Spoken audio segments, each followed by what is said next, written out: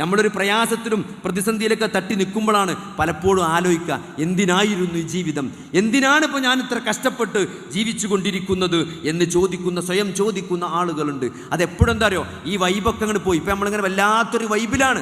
ഇൻസ്റ്റഗ്രാമിൻ്റെയും ഫേസ്ബുക്കിൻ്റെയും ത്രെഡിൻ്റെ ഒക്കെ വല്ലാത്തൊരു വൈബിൻ്റെ ലോകത്താണ്. ഒന്നിനും സമയമല്ല.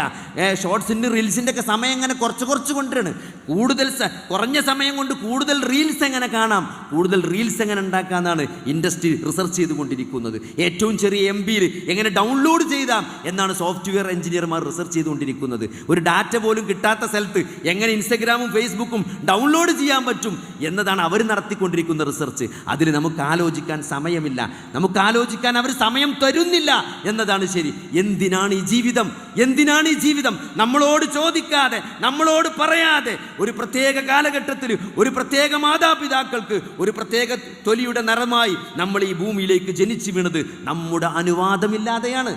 ഒരു പ്രത്യേക സമയത്ത് നമ്മളെ തിരിച്ചു വിളിക്കുകയും ചെയ്യും, നമ്മുടെ അറിവോ സമ്മതമോ ഇല്ലാതെ.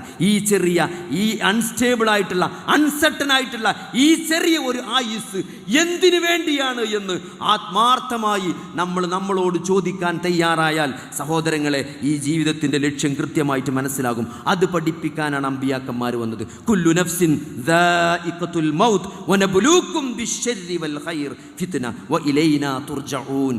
എന്താണ്? നന്മ കൊണ്ടും എല്ലാ ആത്മാവും മരണം ആസ്വദിക്കുക തന്നെ ചെയ്യും. നിങ്ങളെ നാം നന്മ നൽകിക്കൊണ്ടും തിന്മ നൽകിക്കൊണ്ടും നിങ്ങളെ നാം പരീക്ഷിക്കും. നമ്മളിലേക്കാണ് നിങ്ങൾ മടക്കപ്പെടുന്നത്. അതാണ് സഹോദരങ്ങളെ ഈ ജീവിതത്തിൻ്റെ ലക്ഷ്യം.